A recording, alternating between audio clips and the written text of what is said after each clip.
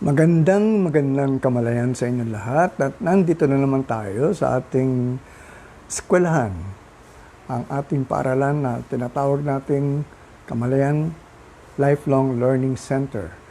Ito po ay isang online school na kung saan ay aking binibigay ng mga pagtuturo, no? Na kung saan ay kakaiba ang mga matututunan nyo dito. At ako po ang inyong guro or teacher, si Tato Malay. At ako ay makakasama ninyo hanggang mamaya mga alas 6:30 kung aabutin tayo ng ganong katagal. At nais ko talagang kayo ibigyan ng isang magandang klase ngayon in terms of yung lecture natin dahil napaka-importanteng bagay itong aking sasabihin. Dahil ngayon ay nagkakaroon na ng debate as to kailan daw magsisimula ang klase o ang mga pagpasok o pagbabalik sa mga paaralan. Hello, Oserio Serbo. Ayan. Ito si Al Serbo ay aking isang matalik na kaibigan na kung saan ay hindi na kami nakikita dahil magkakaiba ang aming lugar. Pero sa Quezon City rin siya. Anyway, so sinasabi ko kanina na ako ay isang nagtuturo ng mga bagay dito sa online Kamalayan Lifelong Learning Center na kung saan ay sana ay maging subject din itong tinuturo ko sa mga paaralan na sa pagbabalikan ng mga estudyante sa kanilang eskwelahan ay matutunan nila ang isang ganitong klaseng subject, no? At ako ay matagal lang nagkakaroon ng agam-agam na kung saan ay sabi ko, bakit hindi tinuturo itong klaseng subject na ganito? Dahil importante sa buhay ng isang tao ang matutunan niya about kamalayan or consciousness.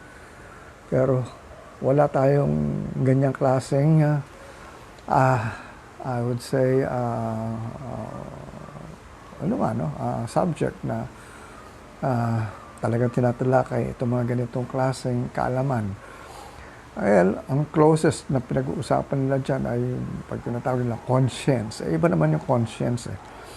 Consciousness is another thing, yung kamalayan nga. Anyway, so, ang ating pag-uusapan ngayong araw na ito ay kakaiba. Dahil sabi ko, wala ako nakalagay na subject dyan. It's more of really just a general thing that I want to discuss here. What are we supposed to teach our children? Ano ba dapat ang mga ating mga binibigyan ng importansya ngayon sa pagtuturo ng mga iba't ibang kaalaman sa ating mga anak, sa ating mga kabataan, sa ating mga estudyante. Babalik sila sa eskwelahan. Many of our families or our parents are taking big risks in terms of allowing their children to go back to school in spite of the pandemic crisis, no? Na kung saan ay hindi pa ito nagkakaroon ng lunas. Wala pa tayong nakikitang gamot para sa ating maging cure dito sa pandemic na ito. Kaya ito nga ang pinagtatalunan. Traditional schooling or online schooling or homeschooling for that matter. Madami naman lahat tayo kailangan bigyan ng tuon dyan dahil importante talaga ang edukasyon sa buhay ng isang tao. Hindi pwedeng walang natututunan ng isang tao, especially in these changing times. So, ito ay isang makikita nating importanteng bagay na talakayin natin ngayon, no?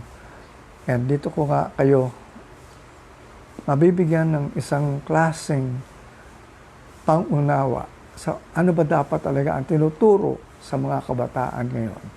Masashock kayo dahil hindi nyo naisip na dapat ba ituro ito? Bakit ngayon lang ituturo ito? Dapat noon pa. Yan ang sasabihin nyo.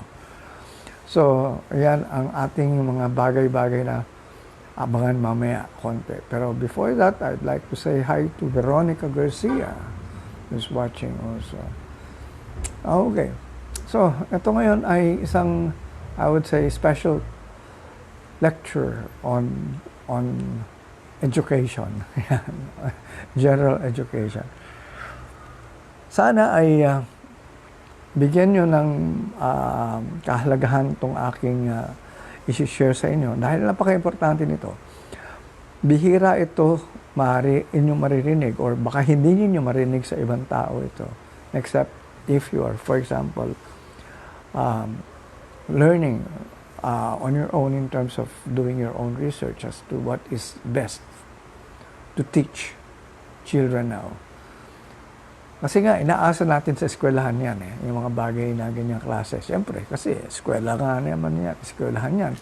So sila ang may responsibilidad kung paano o ano ang mga ituturo nilang mga subjects. Ano ba subjects sa Tagalog? Kalimutan ko na. Ano ba subject? Ano ba ang translation ng subject sa Tagalog ulit? Sinabi mong kailangan kong pag-aralan itong subject na ito Ano yun? Ano yung subject sa Tagalog? Kalimutan ko. Ano yan? Senior moments na ba?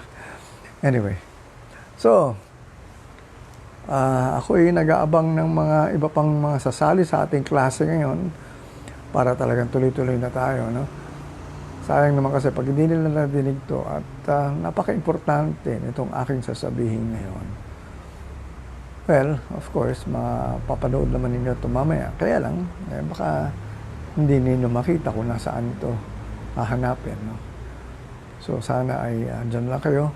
Isipin nyo na wala naman kayong ginagawa, mas magkakaroon kayo ng, I would say, ang tawag doon, this is going to be worth your time, I'm telling you. Hindi ako nagbibiro, hindi ako nangangako ng wala. Malaking bahagi ito, o malaking bagay ito, magiging bahagi ng buhay nyo. And even for that matter, yung mga parents, o yung mga graduate na, o yung mga senior citizen as well, or nasa kalagitnaan ng kanilang buhay, middle age. Ito ay isang bagay na kailangan nyo matutunan because this was not taught in schools before. So, nobody learned this when we were growing up. And this is exactly what I am lamenting here. Bakit hindi ko natutunan itong mga ganitong bagay nung ako ay nag-aaral? Na kung saan kung natutunan ko ito, siguro magiging masaya sa pag-aaral ko, no? Pero hindi ako naging masaya. Ano ang nangyari sa akin? Kasi ang experience ko sa eskwelahan, I was forced to go to school. Alright. Hindi naman yan, I would say, gusto natin, Siyempre, pag bata pala tayo, dinadala na tayo sa eskwelahan. So, kinukondisyon na tayo na kailangan pumapasok ka. So, we were brought to school. Alright. Yung iba na gustuhan, yung iba, hindi. Kailangan hihilahin pa o tutulakin pa para pumasok. Anyway, we all have our reasons. Yung iba, alright, nag-aral, pero hindi rin nag-enjoy mag-aral. They have their own reason why they are studying. Siguro bago ko i-share yung dapat ko i-share, I'll talk about first the 4 kinds of students. Ano ba ang mga 4 na klaseng estudyante? 4 pa yun o 5? Whatever. Tignan natin kung ilan yung aabutin. Ang unang estudyante ay, anong klaseng estudyante ito? Ito yung nag-aaral dahil dinala siya sa eskwelahan para mag-aral.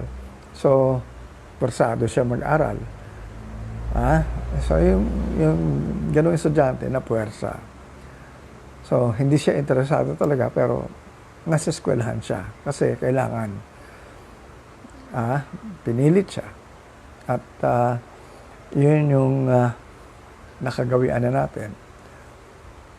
Anong pangalawang klaseng estudyante? Yung ang gusto lang niya ay magkaroon siya ng diploma. Bakit? Kasi ang pangako sa kanya ng mga teacher niya ay kapag siya ay nag-graduate, siya ay magkakaroon ng magandang trabaho at kikita siya ng maraming pera at mabibili niya lahat ng gusto niya. Magiging masaya siya. Alright. So, yun yung pangalawang estudyante. Yung pangatlong estudyante,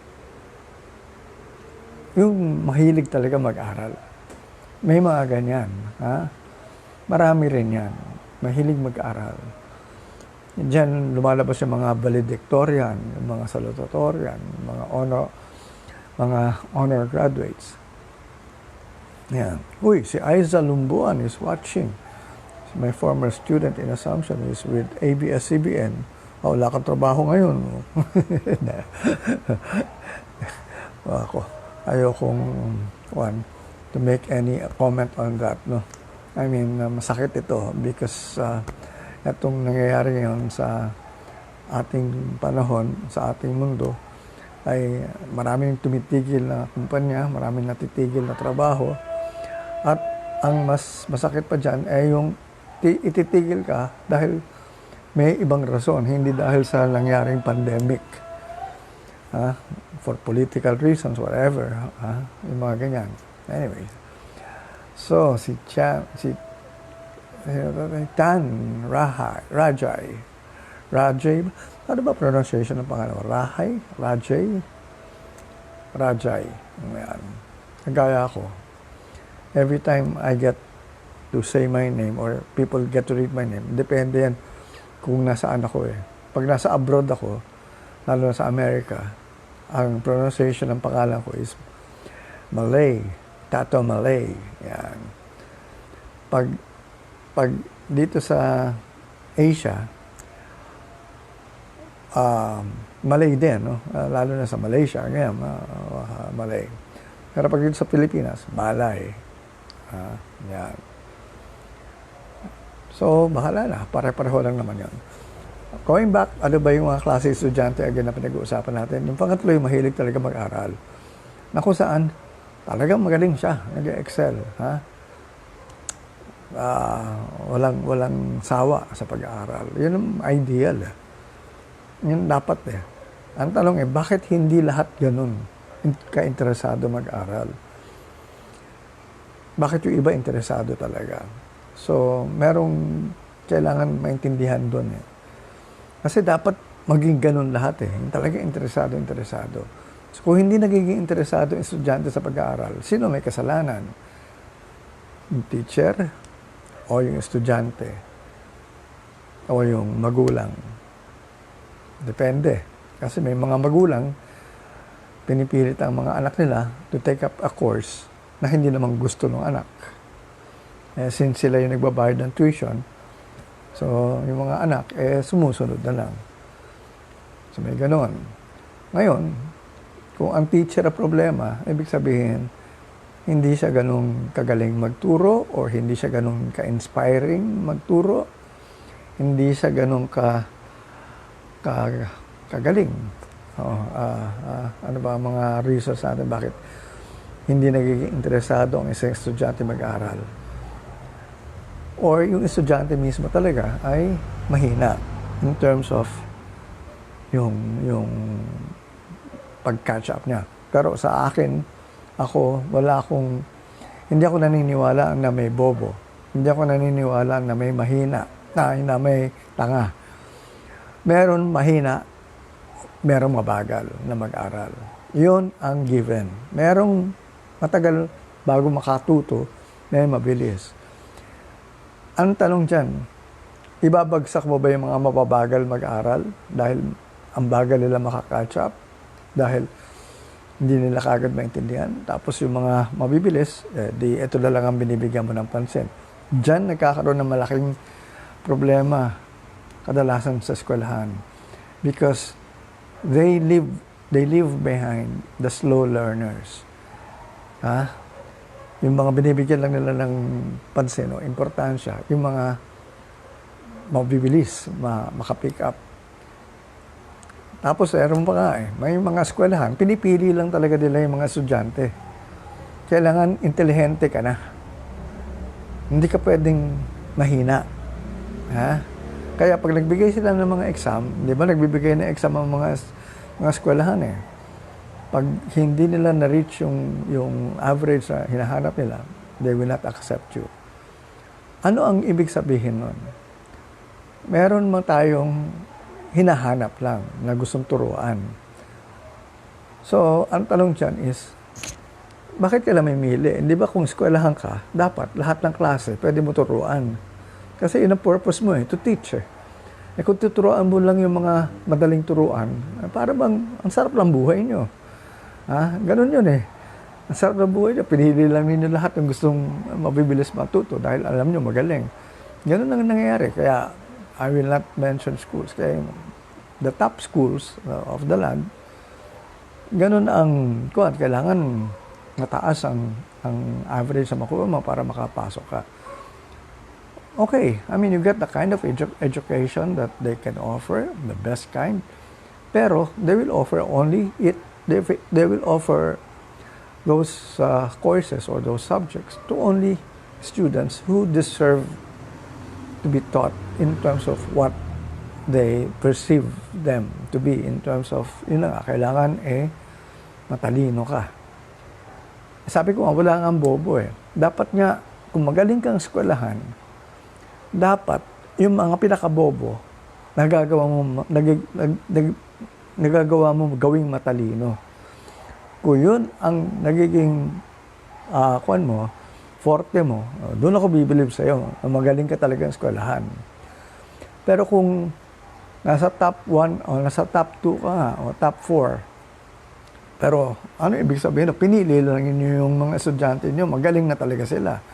And you never really get to teach them anymore. Kasi kusa yan, mag-aaral yan. Yung mga talagang mahirap makatuto, hindi na ninyo papansinin, binabagsak agad ninyo. When in fact, dapat doon nga binibigyan ng importansya. Yun ang yun yung naging predicament ko. Yung parang sama ng loob ko rin during that time when I was studying. Sabi ko, mahihina na nga ako Kaya nga kailangan kong more of be given that attention by the teacher. Kaso hindi. Parang iinsultuhin ka pa. Ano ka ba? Apelido mo pa naman, malay. Karamihan ng mga malay, mga teacher, mga dean, mga ano. And siyempre, ano na nangyari sa akin? At a very young age, sa elementary ka, tapos sasabihan ka lang gano'n. May insecure ka na. And so, mahirap yung cargo mo yung gano'ng klaseng panlalait in terms of discrimination. All right. I'd like to say hi to Leon Velasco Trinidad from Baguio City and si Mayo Ekno Ponce. Pilido na ito, binabaligtad All right. So, ito nga, ang ating So, yun lang isang klase estudyante. Yung pang-apat na estudyante,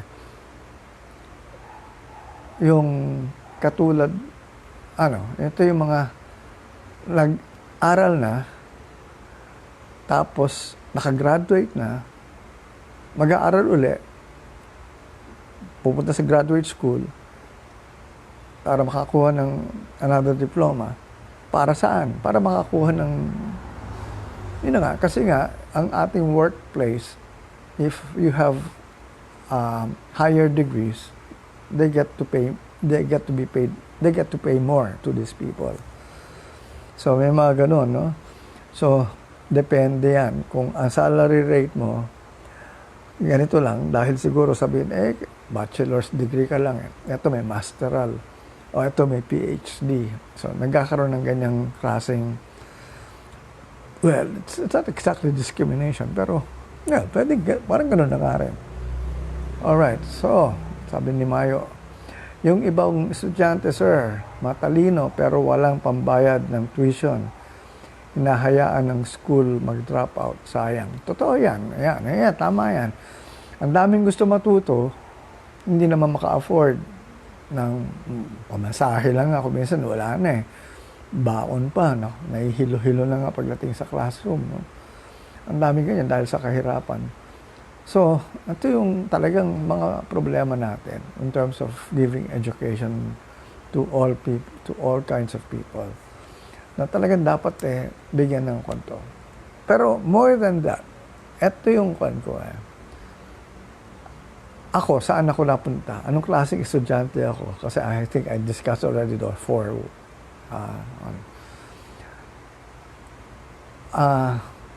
yung isang, ako, I fall under nung wala.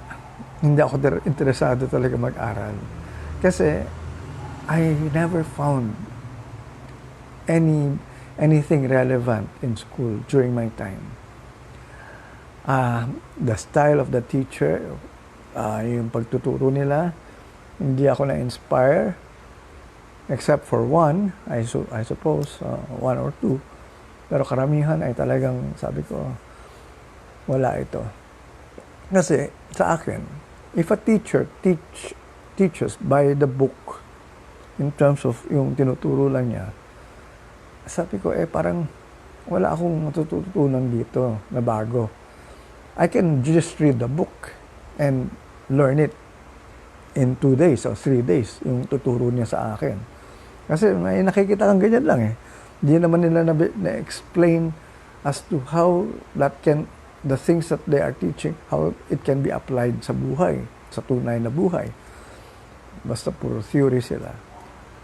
So, gano'n ang mga nangyayari. So, ako, parang labo nito. Parang hindi niya feel talaga yung tinuturo niya. Sinasabi lang niya na gano'n kasi yun ang nakasulat sa libro. So, wala akong ganong klaseng respeto sa mga ganong teacher na pag nagturo ay ganon lang. Kaya, I actually would be more, I would say, giving more importance to a teacher who more of really talks about his or her experiences in terms of what she is doing. Practitioner. Mas ako sa mga practitioner kaysa yung mga nagturo lang dahil nagkaroon na ng masteral degree. They never worked elsewhere. They just studied and then basically they taught. Well, some were born to be teachers. Okay rin yun. Wala namang problema nun. But there are subjects na kailangan merong talagang, aside from theory, may practical o may experience na i-share mo. Yun ang importante. So, okay. So, going back, dun sa aking mga binanggit na nga na all kinds of students, dito natin makikita ang klaseng sistema na meron tayo sa educational system. Marami sa atin nagpapaandar lang na eskwelahan dahil it's a business. Okay lang, bumagsak ka, magstay ka longer, okay, at least nagbabayad ka ng tuition fee. So, the school will earn more. Pero, yun na nga, is that what a school is for?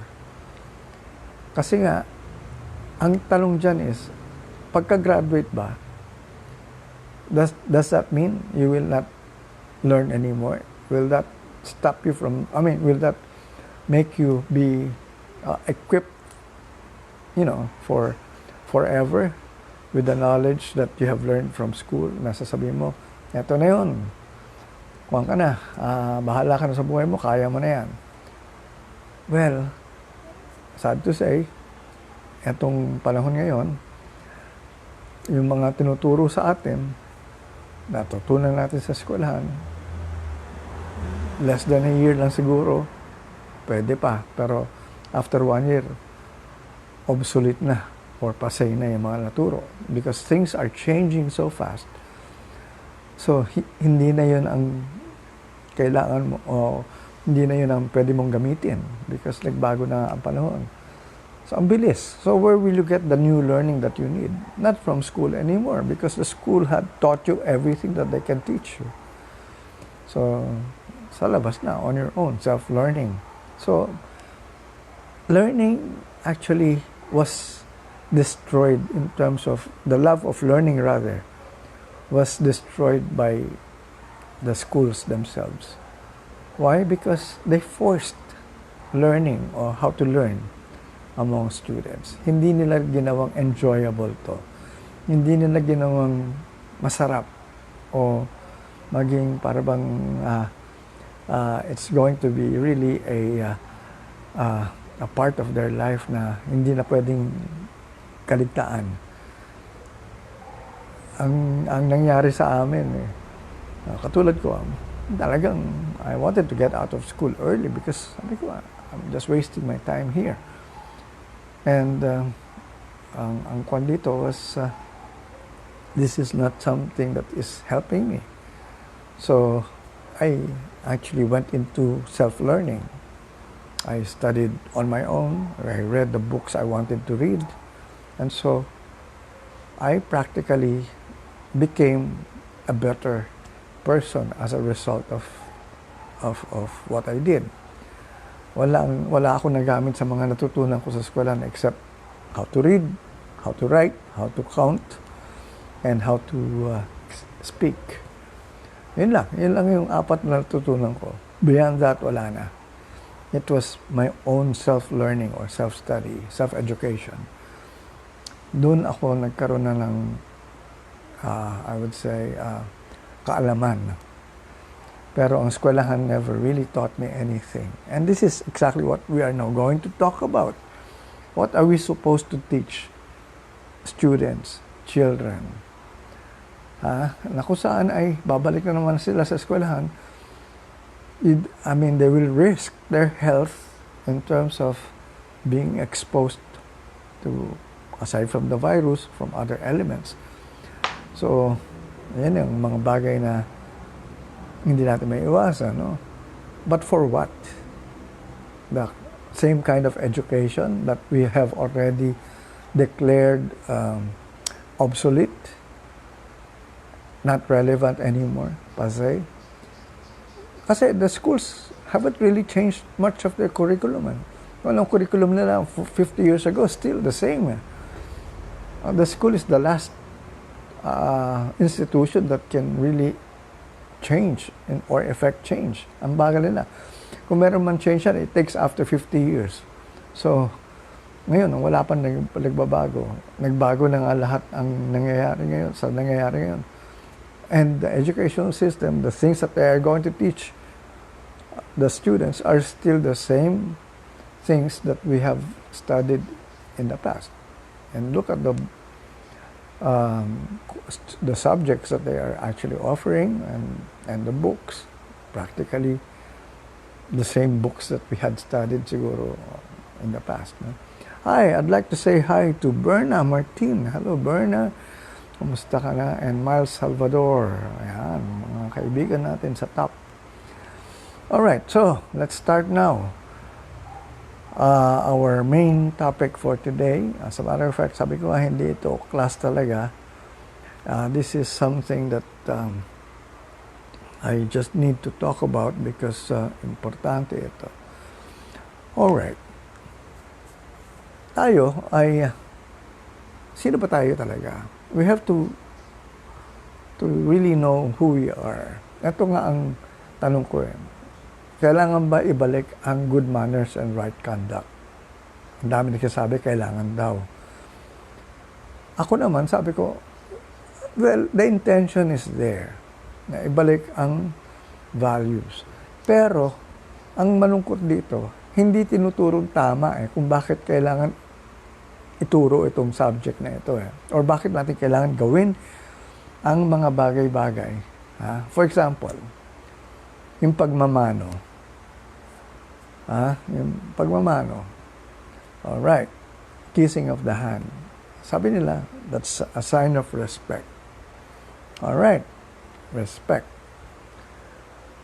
Why do you have to kiss the hand if you want to show respect to the person? Maybe, sabi nga, sa mga matatanda, mano, all right, that's a practice, religious, naging parang religious practice na yan eh.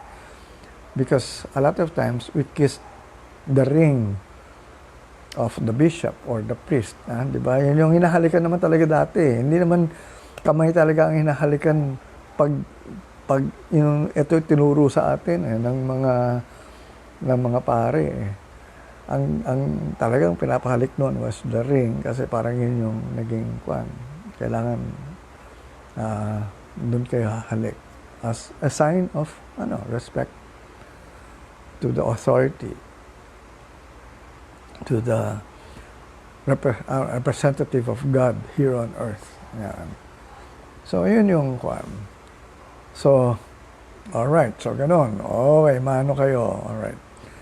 Pero during that time, when we were colonized, what was the real intention of this clergyman who actually taught us all these things? We were treated as slaves. Yun yung katotohanan dun eh. Tayo ay alipin na kung saan ay ikaw ay gagawa ng mga ganitong bagay as a sign of giving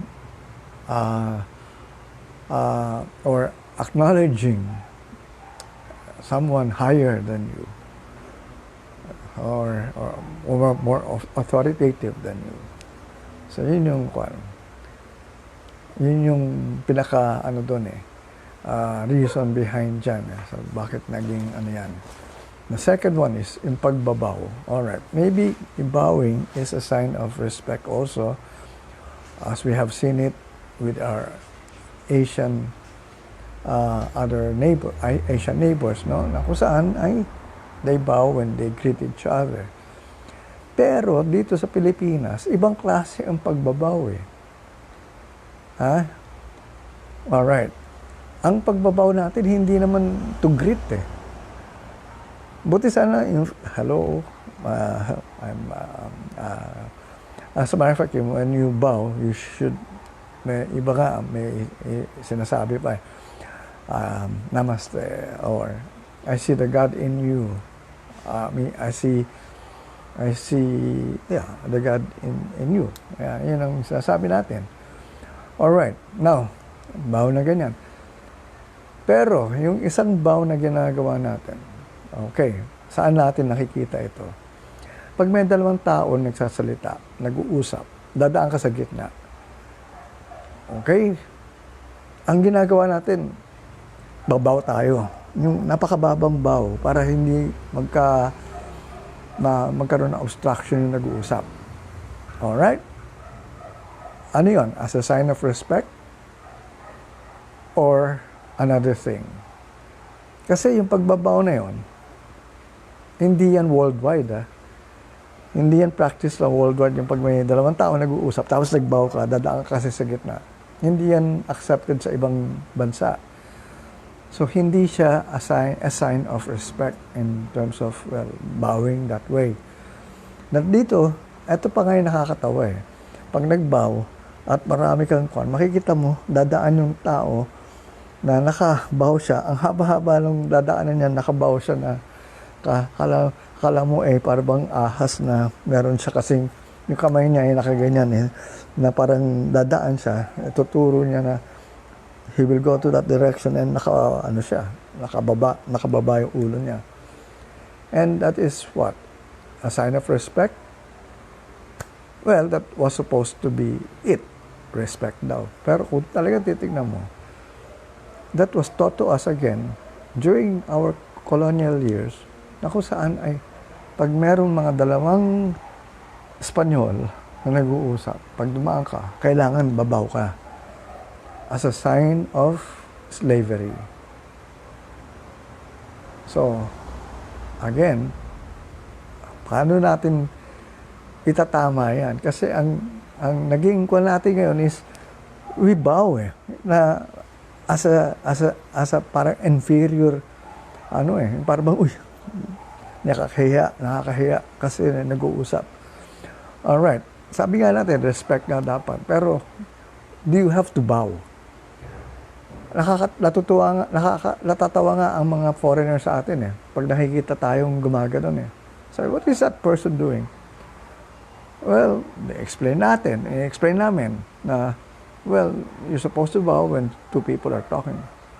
Why? Sabi gano'n. Sabi niya, in our country, all you have to do is just walk straight and just say, excuse me, and then go ahead. Tama nga naman. Sasabihin mo lang naman talaga, excuse me. Tayo ay talagang, yung hiya pa sa pagdaan. Parang pang nakagawa tayo ng isang damage sa pagdaan natin. Para na-estorbo pa natin yung nag-uusap. And in fact, all you have to do is just say, excuse me. Wala akong choice. Dadaan ako dyan harang-harang kayo dyan. So, yung good manners and right conduct should be taught really in its proper context. Marami kasi dyan, hindi tinuturo na bakit kailangan.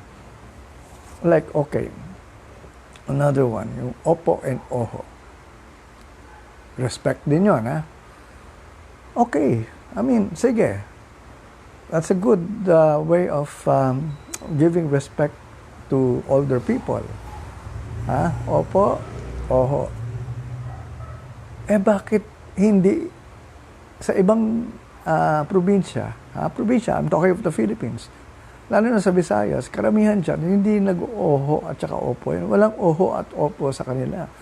That's why many of those who actually come over to Manila, lalo na yung mga namamasukan na mga kasambahay, hindi sila marunong mag-opo at oho. At ngayon, dahil nga na-hire sila to work in a family na taga Maynila.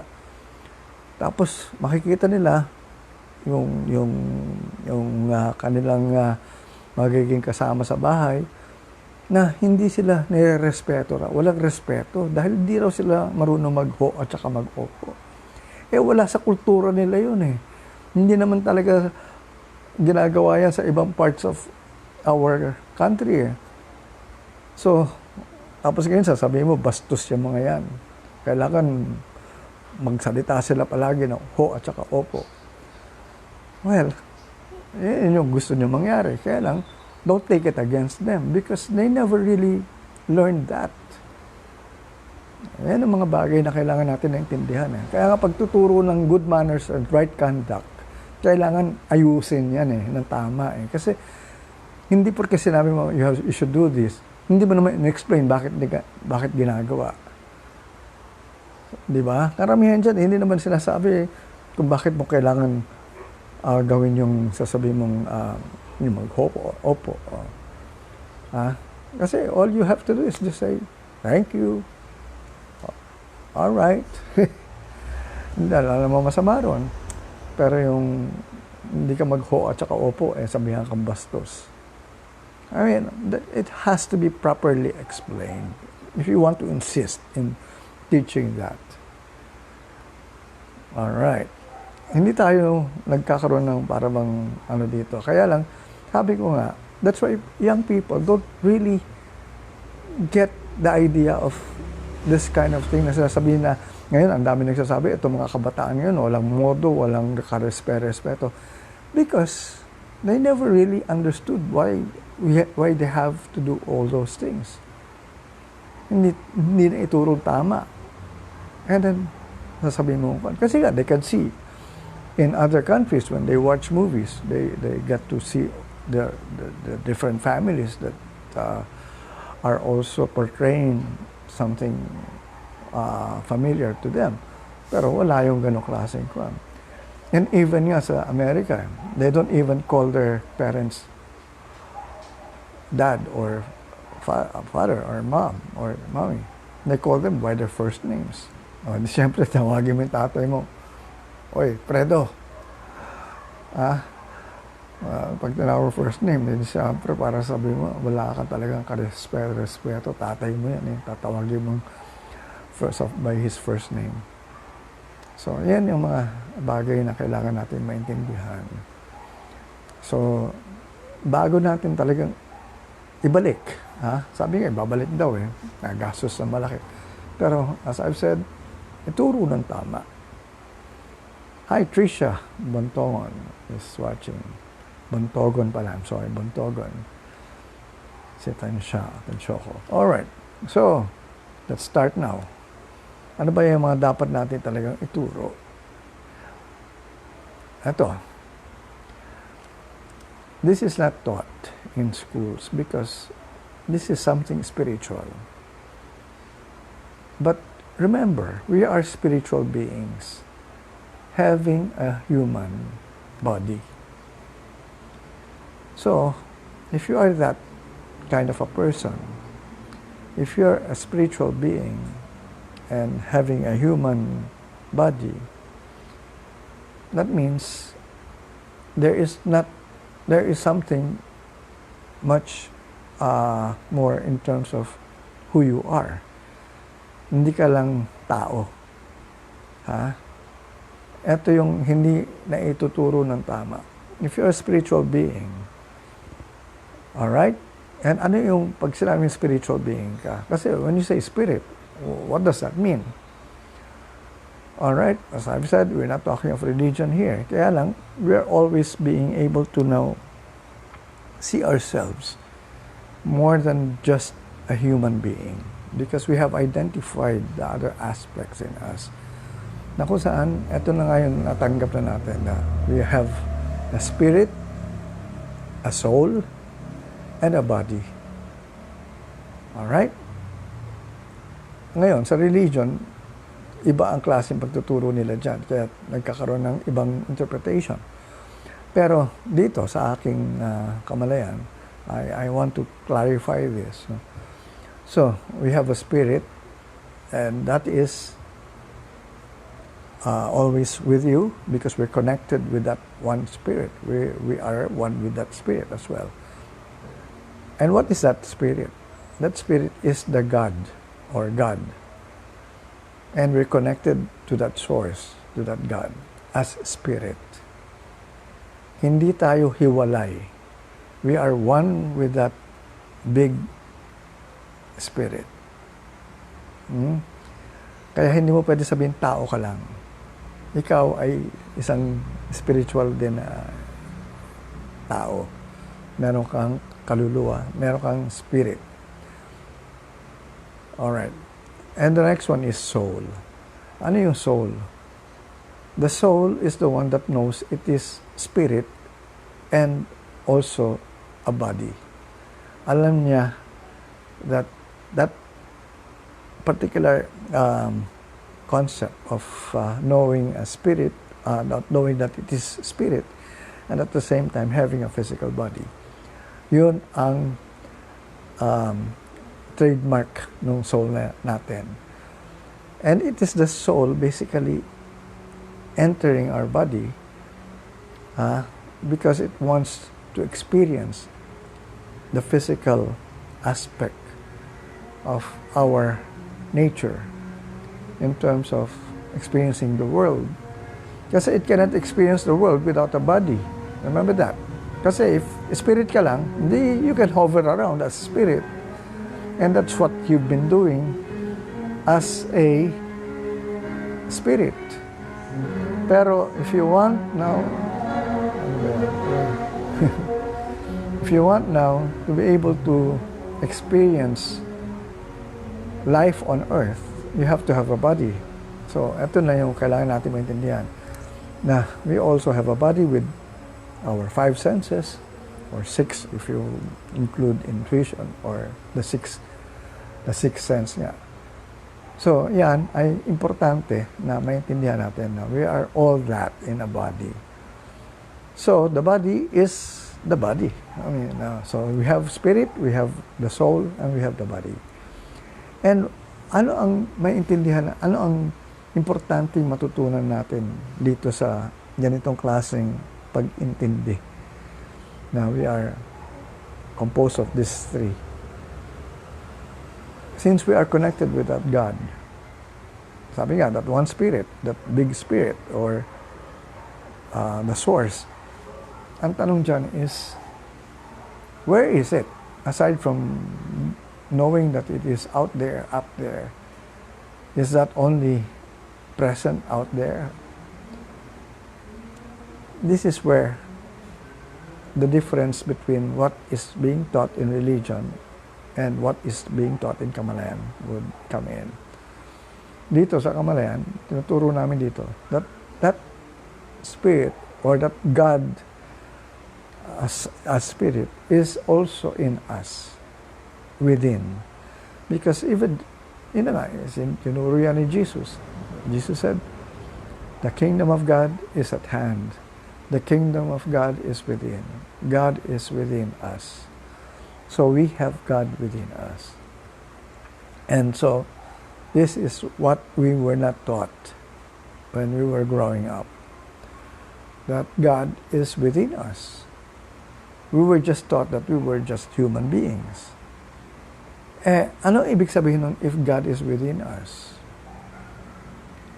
Yan ang isang big question mark. So what? Sabihin mo, God is within us. Totoo ba yan? I couldn't feel it. As a matter of fact, diyan ka pumapasok yung mga yung mga paniniwala na, how can that be? I am not worthy of God. Ayan. Saan nang galing yung unworthiness na yan? And many religions cannot reconcile that God can be inside a temple that is dirty, that is not pure. Because, God is supposed to be clean, pure. But if God is everywhere, then God is also in us. Ang hirap ba tanggapin nun? Yun ang isang bagay na akin talaga ini-stress na dapat itinuturo yan sa mga bata as young as they are. Kasi if they grow up knowing that God is within them, what is the importance of knowing that? You have that kind of power. Hindi ka helpless. Hindi ka kawawa. Kasi nga ngayon, mukha tayong kawawa eh. Naghihirap. O bakit? Kasi nga, hindi natin alam na meron pala tayong kapangyarihan na nasa kalooban natin, na magagamit natin. Because we never acknowledged it. That, that God is within us. Oo, alam natin God is within us, pero ang tingin lang natin dyan is spirit lang siya. But God, if you have God in you, and God is almighty, all-powerful, the Creator, so can we not use those powers? Anong power ang pwede mong gamitin when you know that if God is within you? You are a co-creator with God.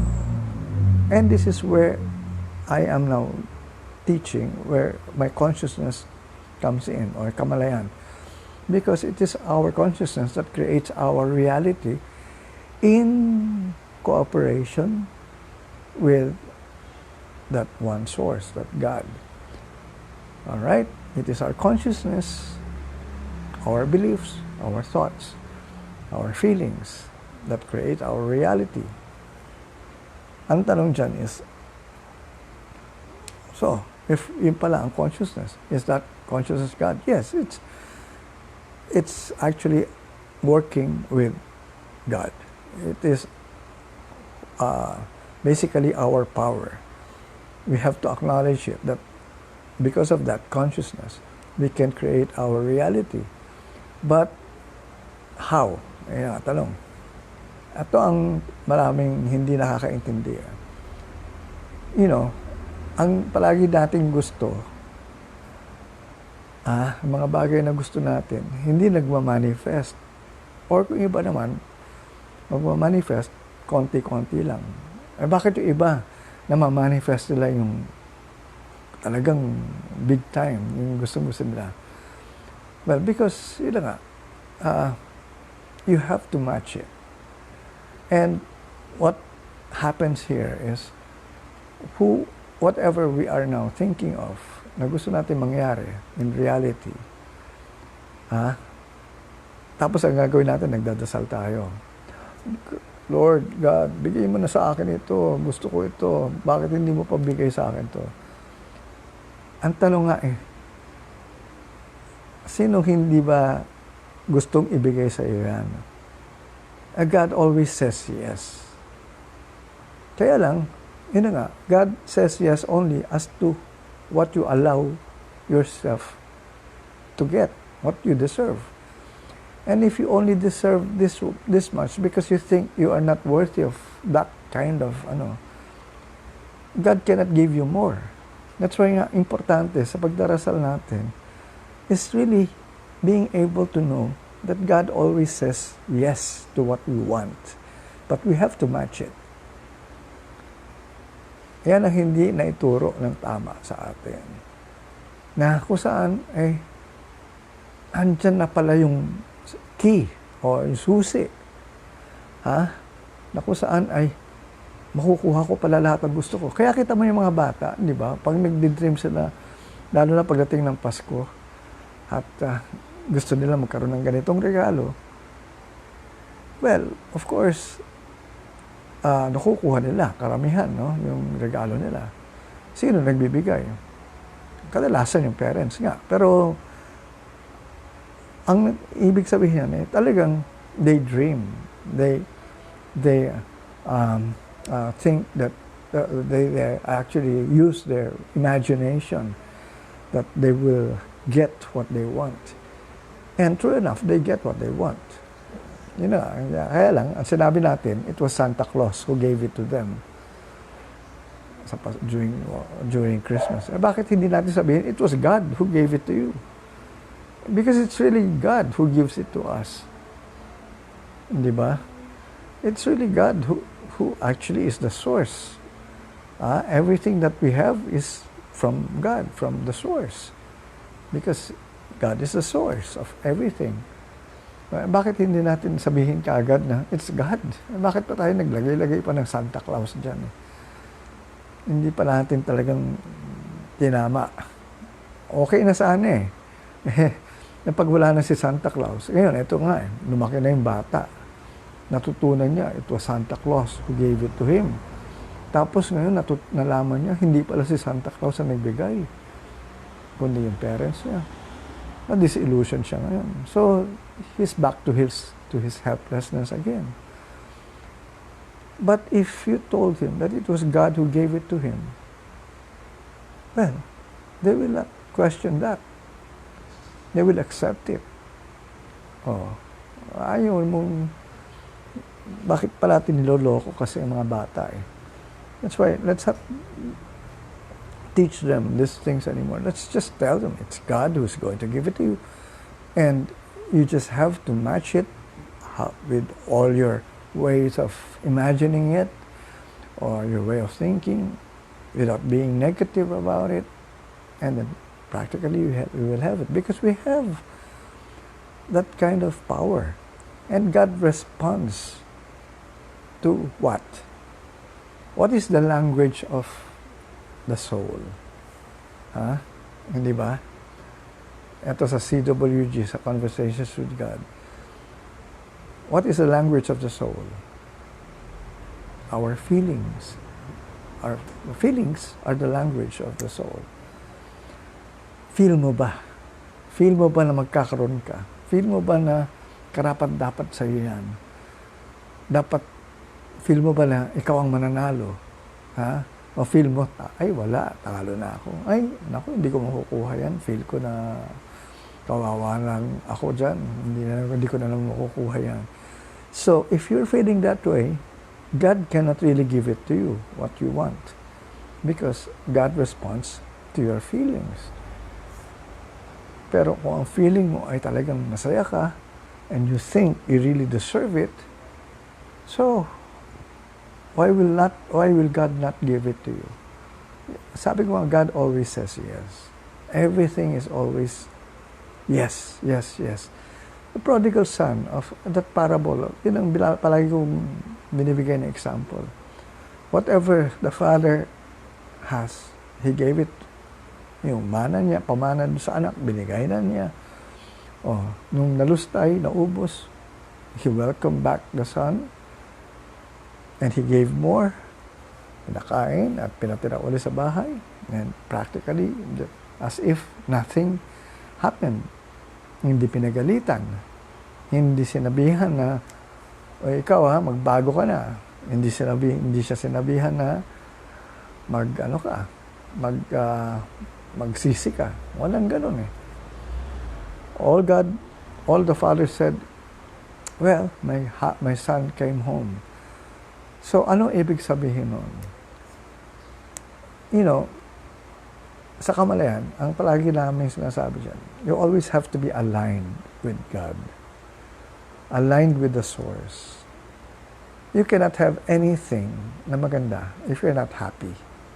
You have to always be happy. If you're not happy, that you're not aligned with God. If you're always asking for something and you're not happy, that means hindi mo talaga type yung gusto mo. Hindi mo gusto. So, ang tanong dyan is, why will you get it if you're not going to be happy with it? So, God will not give it to you.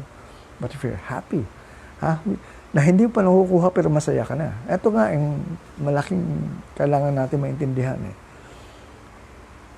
Hindi tinuro sa atin na tama ang isang bagay na ito.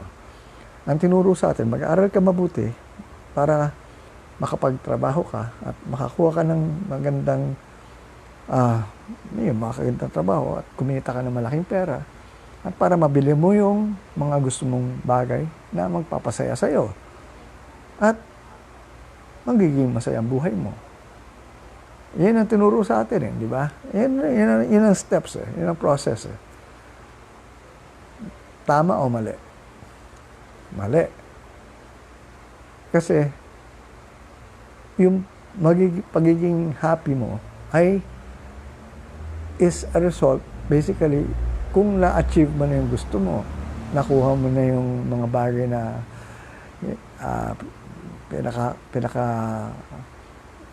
gusto mo makamit. Pero kung hindi pa nakuha, hindi ka magiging masaya.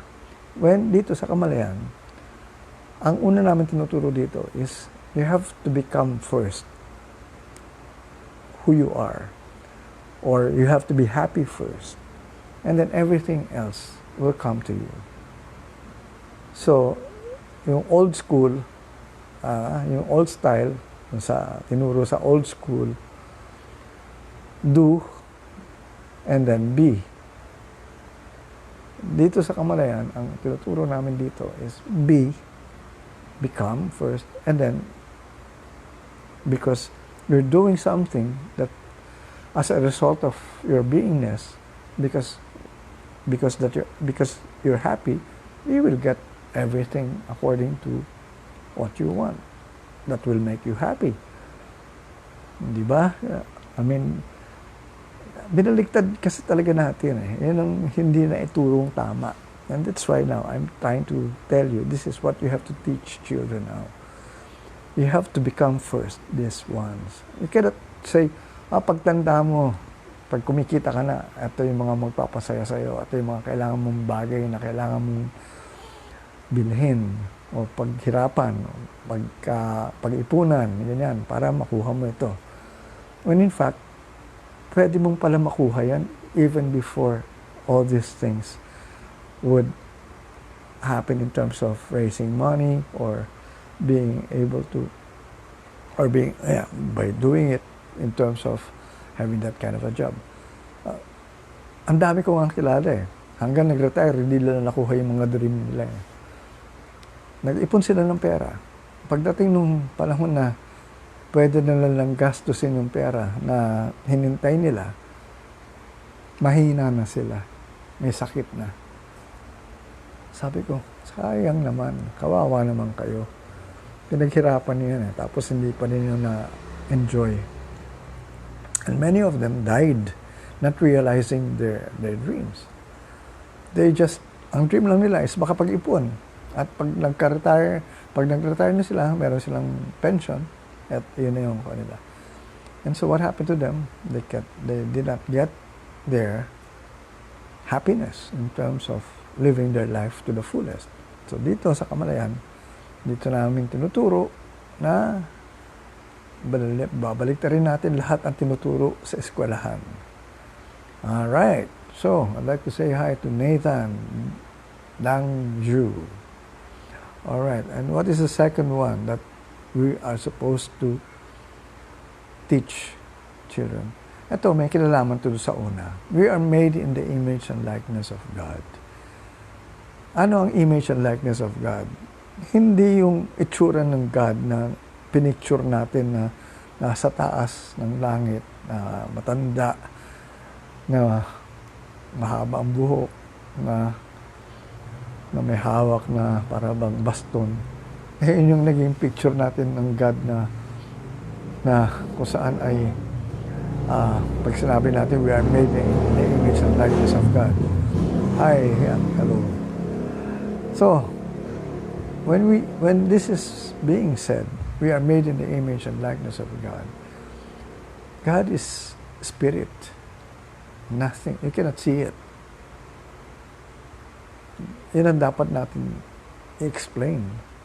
Kasi kapag ang picture ng mga tinuro natin sa mga bata ay isang matandang uugod-ugod na nakaupo lang at merong hawak na baston at nakatingin lang sa atin at pinagmamasdan lahat tayo kung ano mga kasalanan pinagagagawa natin at pag may nakitang, oy, ano yung pinagagawa mo dyan? Naku, parurusahan kita. Ayun. Yung pa naging image natin ng God na iniisip natin na God is a punishing God. That is, again, a wrong concept of the kind of God that we should actually have our image and likeness to. Because God is a loving God. So, yan ang mga bagay na kailangan natin tuwirin. Ituwid. And if you are made in the image and likeness of God, sabi nga natin, God is almighty, all-powerful, omniscient, omnipotent, omnipresent. So, we can do all the things that we think are impossible. Because God is infinite. God is all possibilities. So, ano ang mga bagay na kailangan natin gawin na akala natin imposible? Magagawa natin yan. Dahil walang imposible when it comes to God. And since we are co-creators with God, and we are made in the image and likeness of God, we can achieve all of them. And this is not taught to us. Tinuro sa atin tayo ay mahina. Tayo tao lamang. Tayo ay parang uod sa mata ng Diyos. And in fact, exactly that is the opposite of what God actually wants us to know about God. That God is within us, that power is within us, and we have to experience that power in us.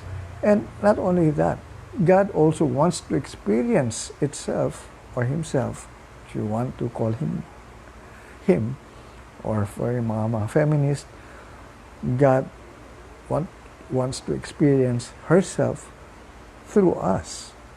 Ano yung ginagawa natin? God is experiencing itself through us. Kaya nga, ang tanong dyan is, what is God experiencing in you now? Masaya ba siya in terms of what you're doing? Or bored dahil wala nangyayari? Kaya nga, yun nga, yung mga parable of the talents, diyan mo makikita talaga kung saan ay what did you do with the talents that I gave you? Pinalaki mo ba yan? Ginamit mo ba ng tama? Are you happy with those talents? Hindi mo dinevelop. Tinago mo. So, ang tanong ni God, anong gagawin natin sa buhay natin through you? Ininsulto mo ngayon ng God dahil para bang wala naman tayo magagawa dahil mahina tayo. Ito nga, sabi ni God sa'yo, hindi, kaya natin to, ako bahala. Wala kang trust. Wala. Ayan. So, iba yung tinuro talaga sa atin. That's why I'm trying to correct all these things that were taught to us. Number 3. ito yung isang bagay na kailangan nating maintindihan. Kasama ito sa pinag-uusapan na natin earlier. We have unlimited potential and can be a blessing to the whole world. When we say we are unlimited in potential, we can become who we want to become in terms of all the things that we can imagine. Walang limit dyan. Ha? Ano yung mga bagay na gusto mo makamit, ma-enjoy, magawa? Bakit hindi mo ginagawa? Pwede mong gawin yan. Walang limitation, walang magbablock sa'yo, walang magsasabing hindi mo kaya yan. Bakit mo binigyan ng limitasyon ng sarili mo? Bakit sinasabi hindi mo kaya? Samantalang unlimited niya. Kaya kita mo, yung mga taong nagagawa nila yung mga bagay na parang akala natin imposible, talagang hinahangaan natin. Bakit hindi natin gawin yung mga ganong klaseng bagay sa buhay natin? Bakit sila lang yung ginagawa nating idol o heroes? Tayo ay kaya rin natin gawin yung mga ginagawa ng iba. Kaya lang, hindi natin diniskubre sa sarili natin ang mga bagay na gusto natin gawin, na imposible. Kaya ako, when I coach people, I always tell them, what is your impossible dream? Huwag mo akong bigyan ng dream na kayang-kaya mo makamit in just a few weeks. Useless yan. Sayang yung ibabayad mo sa akin. Gusto ko yung pinaka-imposible mong pangarap. Ha? At yun ang gagawin natin posible. I will guide you there. Kasi, okay, kung sasabihin mo hindi mo alam kung paano, we are here. People like me, marami sa aming mga coaches in terms of being able to help people really achieve or live their dreams. Ito yung ginagawa ko.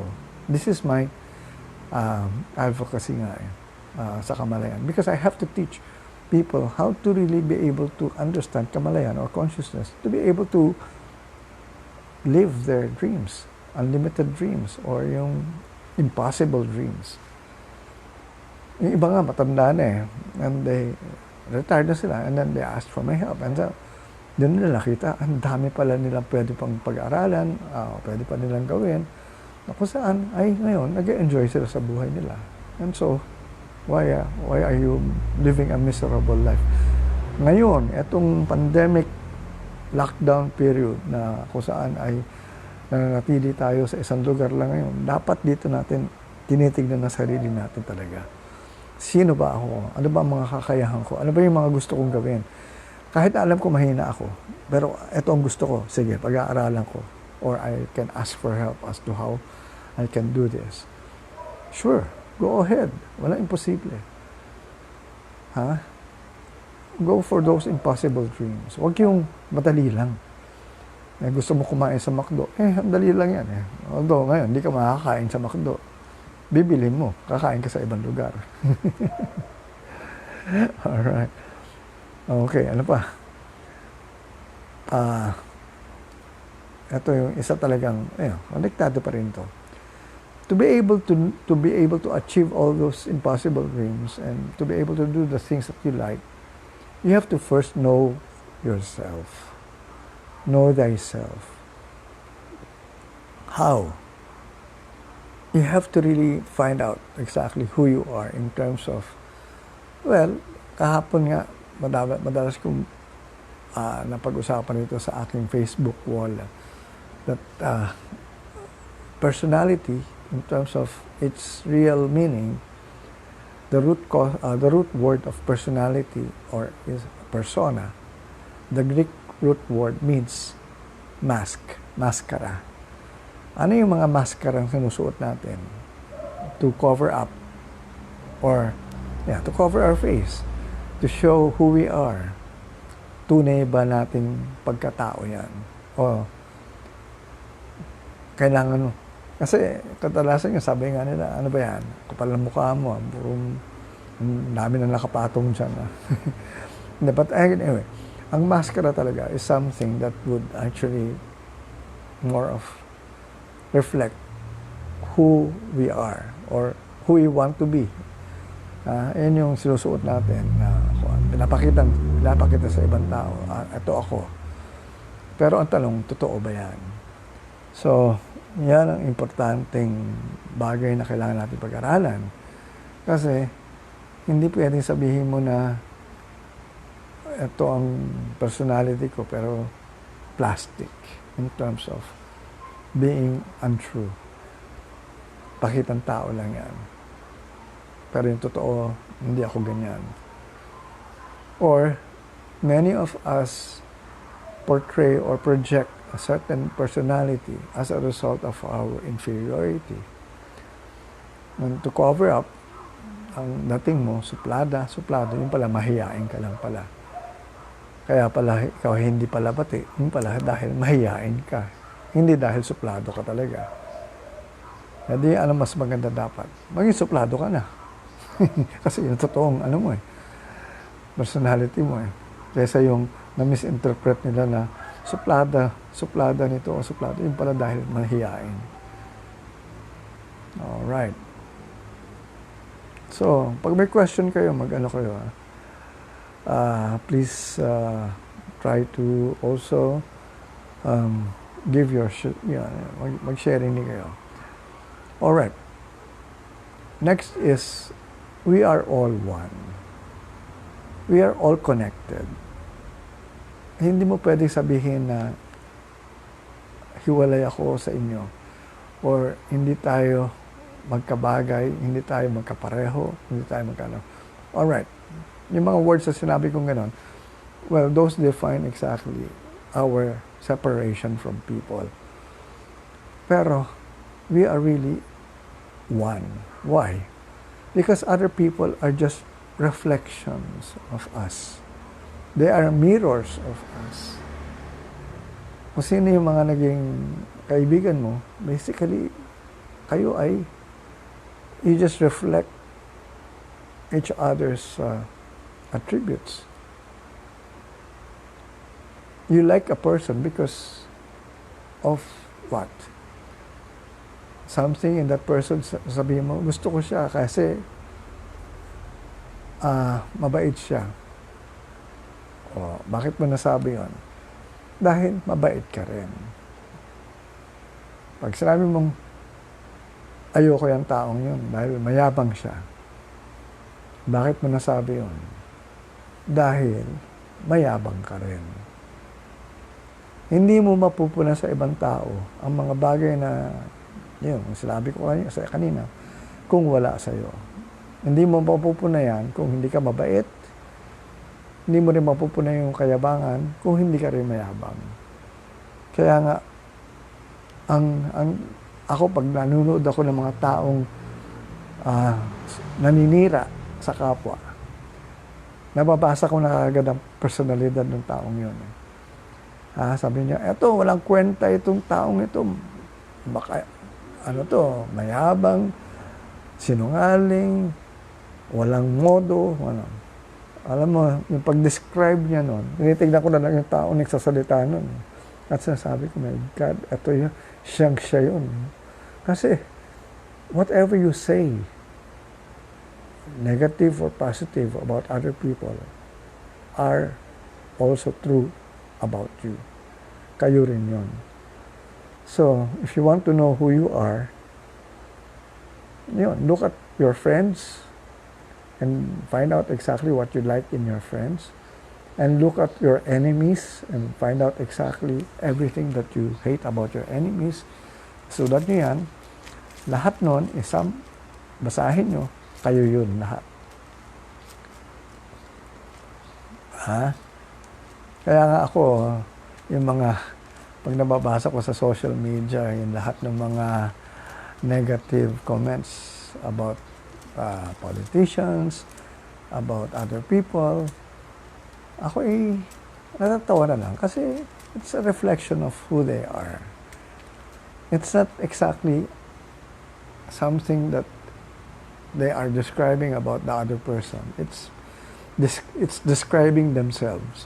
Kaya nga kung alam nyo ito, you will stop from writing those things on Facebook or saying those things about other people. Ito, hindi natutunan to, hindi tinuro sa eskwelahan to. Pero ngayon, alam na ninyo.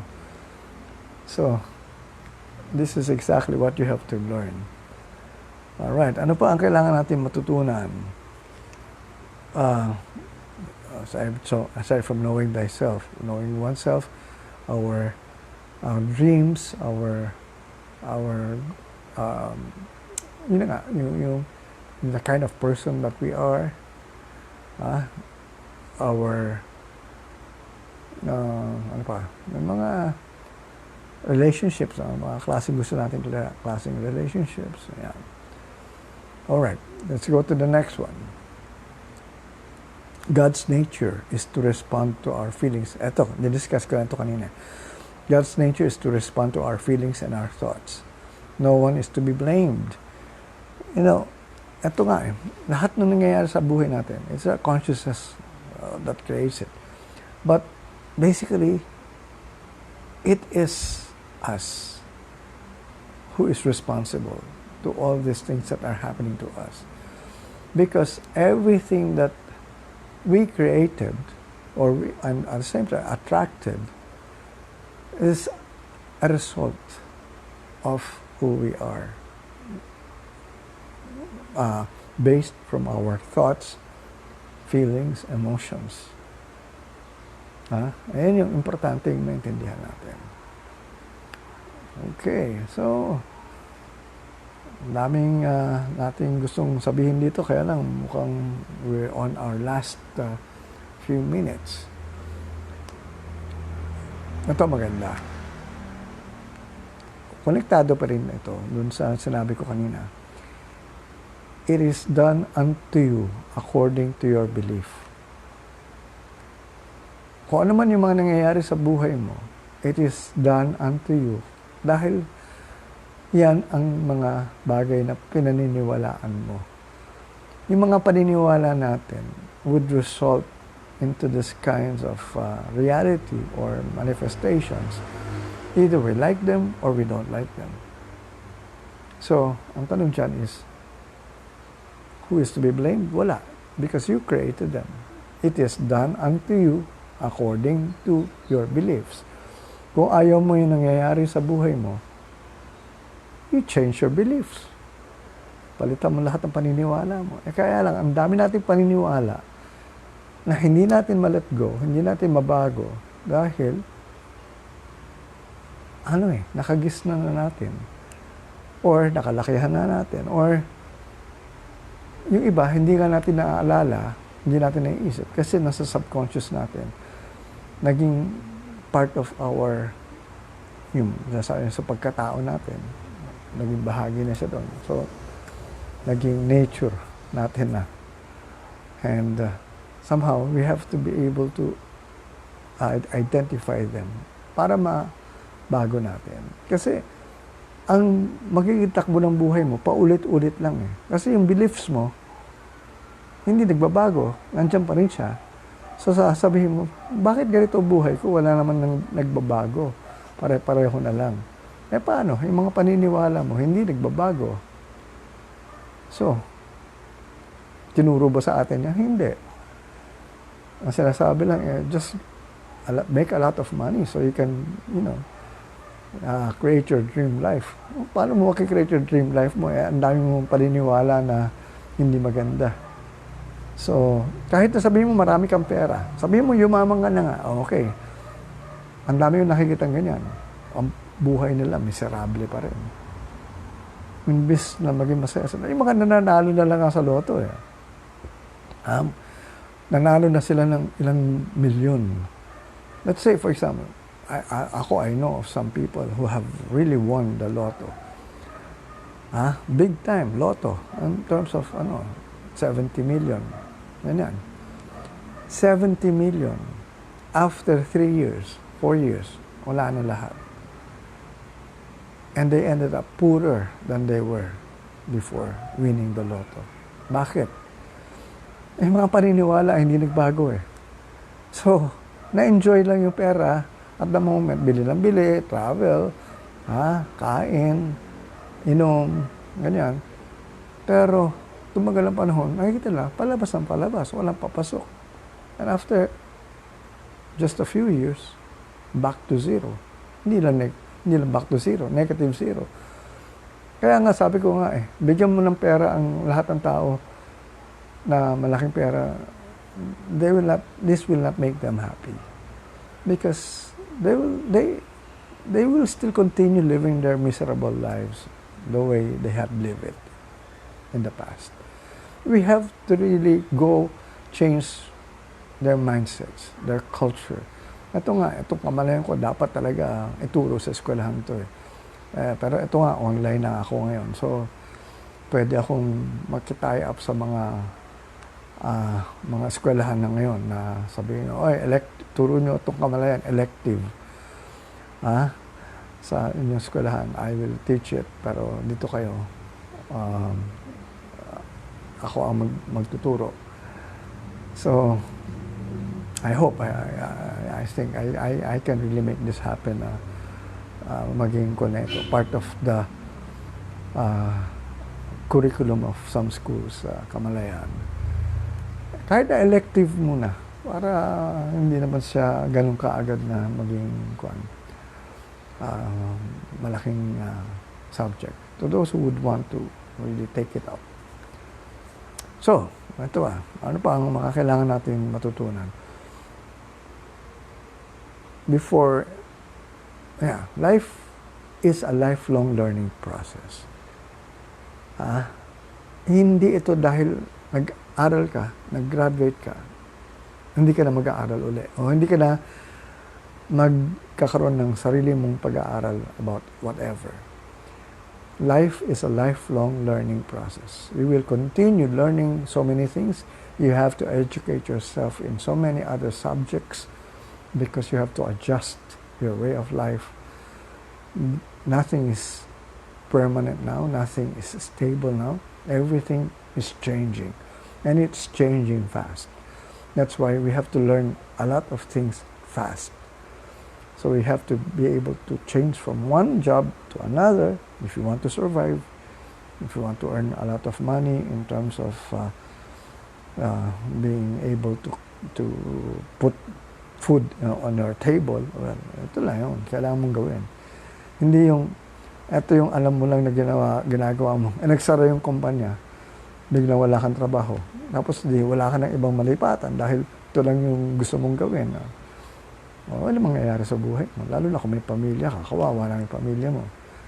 And ito yung nangyayari sa mga katulad ng mga kaibigan kong mga singer, mga performers na natigil ngayon ang kanilang profesyon o ang pagkita dahil wala ngang mga shows na pwedeng magawa. Bawal pa kasi. And so, what can we do now? We cannot just stop and not do anything. And we cannot just ask people for donations. We have to do something else. Kung hindi singing, ano pa pwedeng gawin natin? Marami naman dyan tayo pa ibang talent siguro or pwede pang magawa. Hindi na pwede ngayon isa lang ang gagawin mo We have to be not exactly multitasking, but we have to be what we call may tawag siya, multi-potential. Multi-potentiality. Tama ba yan? I've read this book, multi-potentialities. We have to be multi-potential. Hindi na multi-talented. Multi-potential. Ano yung pwede mo pang gawin? Ano pa yung ibang potential mo? Like ako, I had been a slash person in terms of who I am. I've been a director sa TV. I've been a book author. I am a book author. I've been a professor. I've been a musician, a singer, ano pa yung mga pinagagawa ko. Marami. And as a result, ayun, at least nakita ko, wala palang imposible. Kaya ko palang lahat gawin yan. But ang tanong dyan is, have you looked into your potentials? I mean, your potential in you, rather. They're just there, lying, waiting. Hindi pwede mo sabihin, isa lang yung alam mo. Marami ka alam. Marami ka pwedeng gawin pa. Para lahat yan, pwede mo mahalin lahat yan. Enjoyin. So, yan. Okay. So, siguro for the last thing that we have to take up is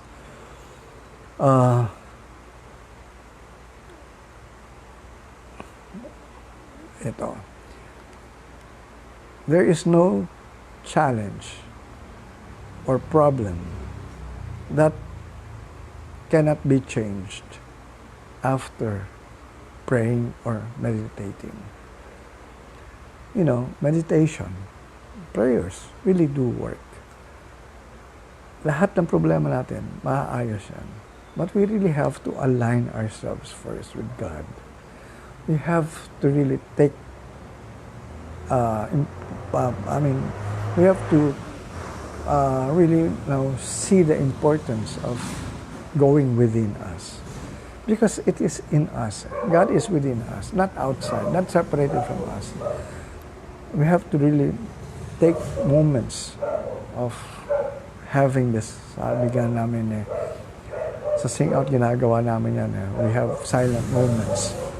We have to quiet ourselves. We have to go to a place where we really can not be disturbed. Like ako, I don't want to be disturbed early in the morning. I wake up early.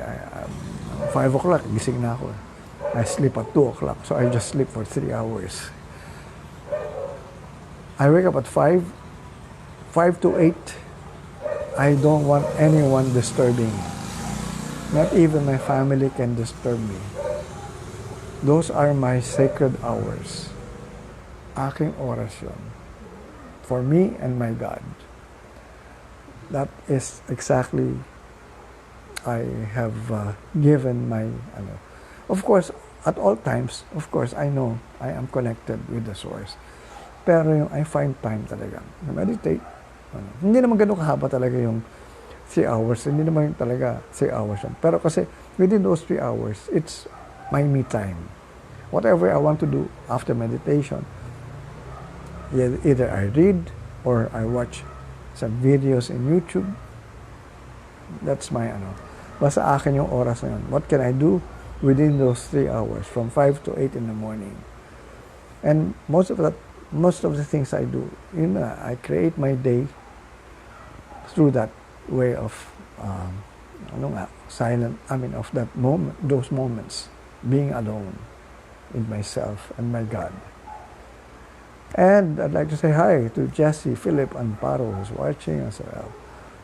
Yan. So with that, I'd like to say, maraming salamat sa pagbigay niyo ng panahon. And this is something that we really have to teach our children.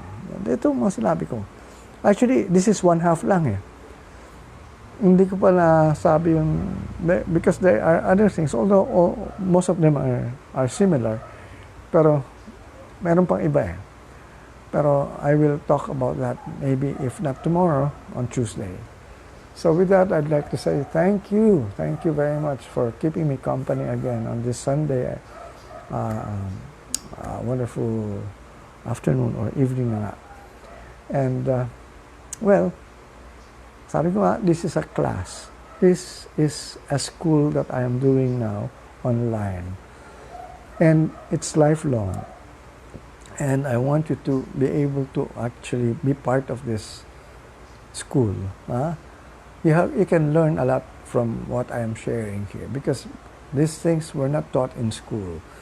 Kaya hindi mo pwede sabihin, graduate na ako hindi ko na kailangan yan. Hindi naman tinuro ito sa eskwelahan. So, you still need to learn. And basically, ngayon, in these changing times, this is exactly what you need to learn now. How can you move forward? By learning all these things that I am now sharing with you. This really can help you a lot. Itong tinuturo ko sa inyo. Hi, si Alona Diaz is watching. Alright. So, I don't know the others kung sino pa nanonood. Kasi nakikita ko lang dito yung mga names na lumalabas. Pero mamaya, ang dami pa ibang names na labas dito pag tinigil ko na ito. So, maraming salamat sa inyo lahat. At magandang kamalayan. Ito po si Tato Malay, nagsasabing, see you next time, maybe on Tuesday. Thank you.